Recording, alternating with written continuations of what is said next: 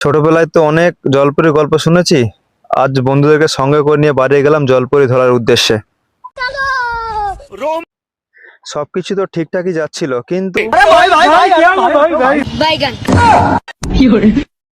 চলো আমরা জলপরীটা কিভাবে ধরলাম তোমাদেরকে শুরু থেকেই বলি। মমতাদির দেওয়া সবুজ সাথী কেটিএমটা নিয়ে বাড়ি গেলাম বন্ধুদের সঙ্গে ও জলপরী ধরার উদ্দেশ্যে। বসিয়ে বেল বাজাবো, ও তুই হেলান দিবি আমার কোলে, আই সজনী চড়বি আমার হিরো সাইকেলে, আই সজনী চড়বি আমার হিরো। এখান থেকে আমরা মমতাদির দেওয়া কেটিএমটাকে পার্কিং করে রওনা দিলাম জলপরী ধরার উদ্দেশ্যে।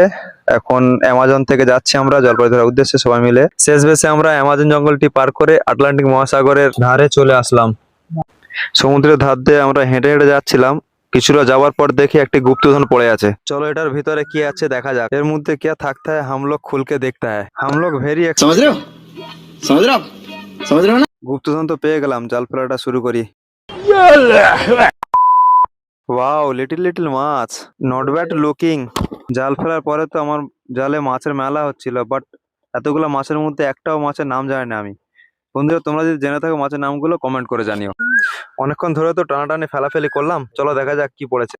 অনেকক্ষণ টানাটানি ফেলাফেলি করার পর ব্যাগটা প্রায় খালির পথে। এখনো পর্যন্ত জলপরি দেখা পেলাম না, কিন্তু একটা ডানাওয়ালা মাছ পেলাম।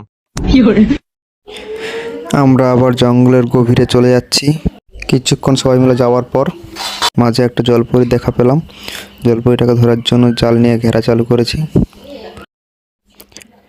জলপরিটাকে ধরতে পারলাম না, আফসোস আমাদের জালটা ছিঁড়ে চলে গেল। জলপরি তোমরা দেখতে পাচ্ছ জাল ছেঁড়াটা, জালটা ছিঁড়ে চলে গেল। জলপরিটা ধরতে পারলাম না, মনের দুঃখে বসে পড়লো। বসে মাছগুলা কিছুক্ষণ একটু ধুই করে নিলাম। মাছগুলা ধোয়াধুয়ি করে ব্যাগে তুলে নিলাম।